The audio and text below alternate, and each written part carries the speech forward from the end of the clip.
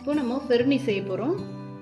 இதுக்கு பாஸ்மதி அரை கப் வந்து ஊற வச்சுருக்கேன். இதை வந்து ரவை பதத்துக்கு அரைச்சிக்கணும். ரவை பதத்துக்கு இந்த மாதிரி அரைச்சிடணும். கோஸாக அரைச்சிடணும், தண்ணி ஊற்றாமல் அரைக்கணும்.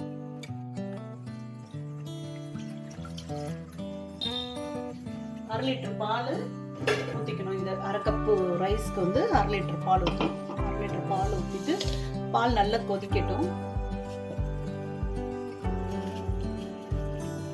கொதி வர ஆரம்பிக்கும் போது அரிசி போட்டுருவோம். இந்த பாஸ்மதி ரைஸை மூடி போட்டு ஒரு விசிலுக்கு நல்லா வேக விட்டுலாம்.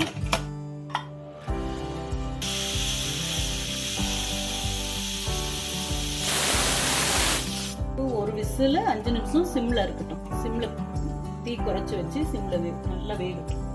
பாதாம் வந்து நீட்டா அழகா கட் பண்ணிக்கலாம்.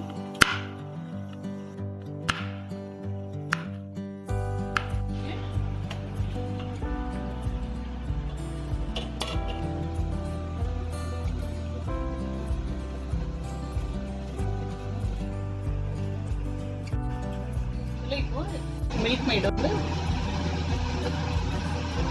ஒரு 125 கிராம் இருக்கு, 125 கிராம் இருக்கு. அதை அப்படியே விட்டு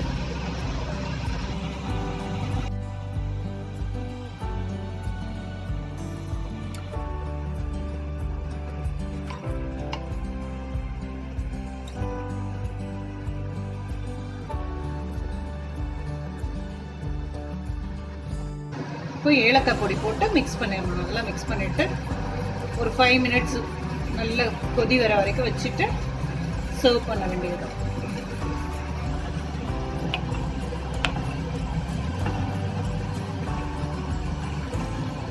நல்ல கொதி வருது, திக்காயிடுது.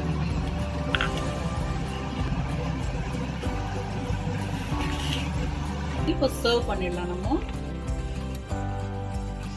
உங்ககிட்ட குங்குமப்பூ இருந்தால் குங்குமப்பூ போட்டுக்கலாம்.